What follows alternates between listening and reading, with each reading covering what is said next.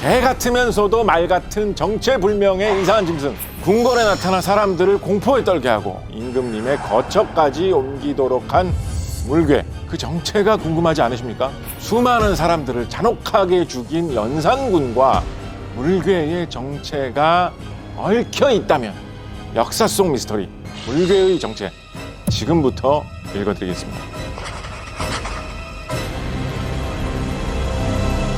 안녕하세요. 우리 역사 속 괴물을 연구하는 괴물 전문 작가 곽재식입니다. 조선왕조실록에는 인효물괴라는 말이 종종 나옵니다. 즉 사람 중에 요사스러운 것이 나타나고 물건 중에 괴상한 것이 나타난다, 뭐 이런 뜻이죠. 과거에는 나라에 나쁜 일이 생길 징조다, 이런 식으로 여겼기 때문에 실록에 기록을 해놓은 것이죠. 그래서 인효물괴를 줄여서 요괴, 이런 식으로 실록이나 조선시대에 자주 사용을 했거든요. 조선시대 기록을 보면 이상한 괴물이 나타났다, 이런 것만 물괴다, 이런 식으로 이야기한 것이 아니라 갑자기 강물 색깔이 이상하게 변했다라든가, 아니면 한자리에 굳건하게 서 있던 바위가 있었는데 그게 갑자기 쓰러졌다, 뭐 이런 것들, 물건에 나타난 모든 이상한 징조를 다 가리켜서 물괴, 이런 말을 사용했습니다.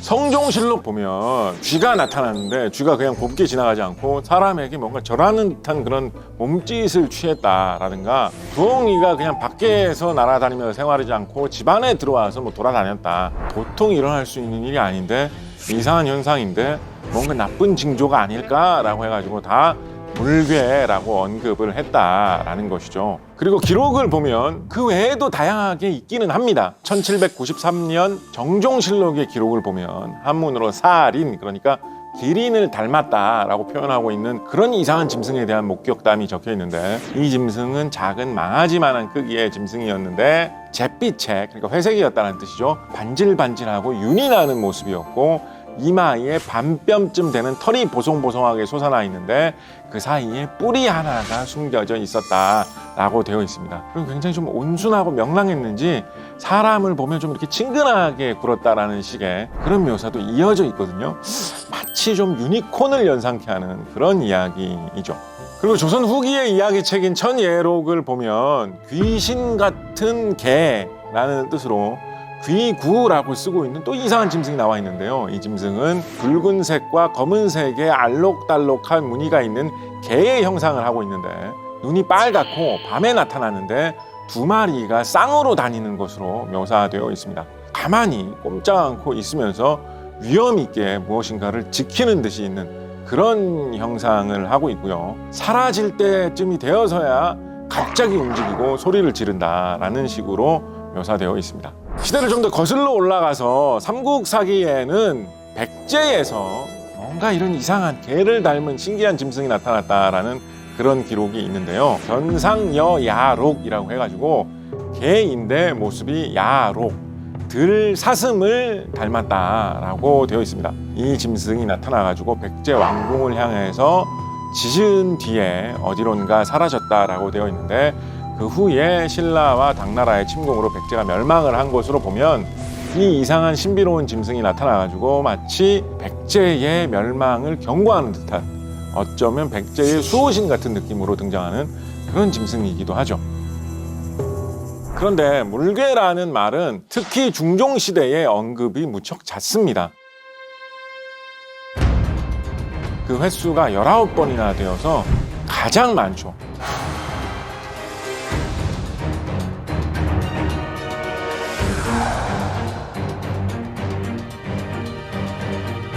지금 그 실체를 파헤쳐 드리겠습니다. 생기기는 삽살개 같고 크기는 망아지 같은 것이 취라치 방에서 나와 서명문으로 향해 달아났습니다. 취라치 방에는 비린내가 풍기고 있었다. 중종의 어머니 정현왕후가 너무나 두렵고 무서운 일로 느껴져가지고 임금님의 어머니도 이 궁전에서는 뭔가 있는 것 같다. 나는 그렇다 치고 연약한 너의 아들, 내 손주는 어떡하냐. 잠깐이라도 좀 피해 있자. 이런 의견을 정현왕후가 이야기를 했다라는 거죠. 중종의 어머니인 정현왕후가 경복궁을 떠나서 피신을 해야 된다라고 주장했던 것은 단순히 물괴에 대한 그냥 무서운 소문을 들었다는 그 이유 하나뿐만이라기보다는 연산군에 대한 트라우마가 있었기 때문이다 라고 생각해 볼 수 있을 것 같아요.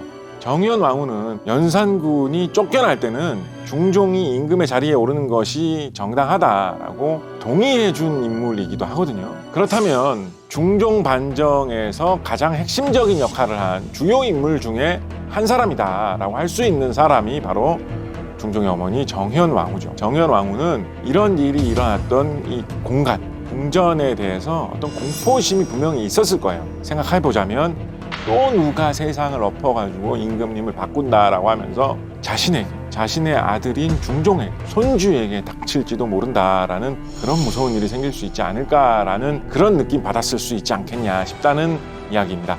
게다가 1519년에 기묘사화가 터지면서 여러 조정 대신들과 선비들이 때로 처형당하는 일이 발생을 했었습니다. 그 후에 물괴 사건이 본격적으로 터진 1527년 무렵이면 이 원한을 갚아야 되겠다, 복수를 해야 되겠다라는 사람들이 곳곳에 있었을 것입니다.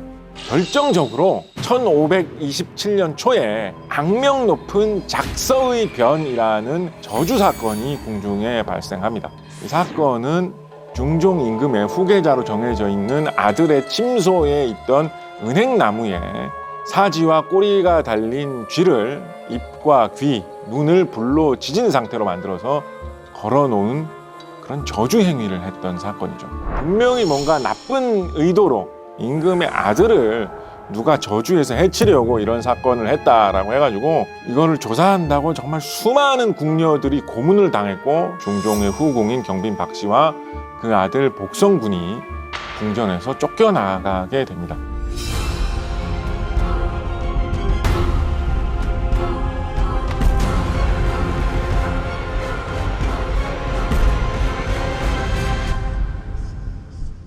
연산군의 어떤 한 맺힌 혼령 같은 것이 나타나가지고 한의 기운이 괴물로 변해가지고 궁전을 돌아다니면서 해치려고 한다, 이런 생각을 했을 수도 있을 것이고, 좀 더 현실적으로는 이런 이상한 짐승이 궁중 안으로 들어와가지고 막 돌아다니는데 사람들이 잡지도 못할 정도로, 그 정도로 이 궁전은 지금 좀 경비가 허술하구나, 그렇게 생각한다면 정현 왕후가 임금의 아들, 자신의 손주와 함께 피신을 하겠다라고 이야기한 것도 어떤 현실적인 이유 때문에 그렇게 했을 수도 있겠다라는 생각도 듭니다. 그렇다면 물괴가 실존했다면 과연 그것은 어디에서 왔을까요? 지금부터 그 실체를 파헤쳐 보겠습니다. 물괴의 실체에 대해서 생각을 해볼 때 한 가지 생각해 볼 수 있는 좀 재미있는 추리는, 연산군이 임금일 때 키웠던 어떤 기이한 짐승이 남아 있었다가 그것이 긴 세월이 지나서 중종 시기에 튀어나와서 돌아다니는 것이 뒤늦게 목격된 것 아니냐라는 생각입니다. 물괴 이거 소재로 영화 개봉이 됐었잖아요. 공교롭게도 그 영화에서도 같은 추리를 가지고 영화를 꾸몄더라고요. 그래서 이게 사람들이 비슷하게 할 만한 생각이구나, 저는 영화를 보고 그런 생각이 들었습니다. 실제로 연산군이 이상한 짐승을 잡아서 궁전 안에서 기르기를 좋아했던 것은 명백한 사실입니다. 조선왕조실록 연산군 일기 연산 3년 음력 3월 1일 기록을 보면 연산군이 후원에서 궁중 뒤뜰이죠, 여우를 구경했다라는 기록이 있고요. 같은 해 음력 5월 23일 기록을 보면 연산군이 뒤뜰에 짐승을 놓아두고 말을 달리면서 사냥을 했다라는 기록이 있습니다. 연산 5년 음력 10월 30일 기록을 보면 약에 쓸 살아있는 수달을 잡아들여라 라는 명령을 했다라는 기록도 있고요.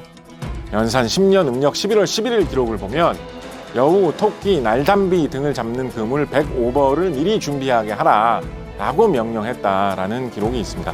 그러면서 뭐라고 설명되어 있냐면, 모든 진기한 새와 기이한 짐승을 사방에 잡아 바치도록 독촉하고, 산이나 바다에서는 기괴한 족속을 세 장이나 우리에 메고 길을 이었으며, 무사들을 파견하여 범, 표범, 곰, 말곰 등속을 산채로 잡아다 후원에 가두어 놓고, 혹은 고기를 먹이며 구경하기도 하고, 혹은 친히 쏘아 죽이는 것을 낙으로 삼았으며, 돼지, 노루 같은 유는 산속에 놓아두고 준말을 타고 달리며 쫓아 비탈과 골짜기의 밀림 속을 드나들기를 조금도 차질이 없이 했다라는 그런 이야기들이 나와 있습니다.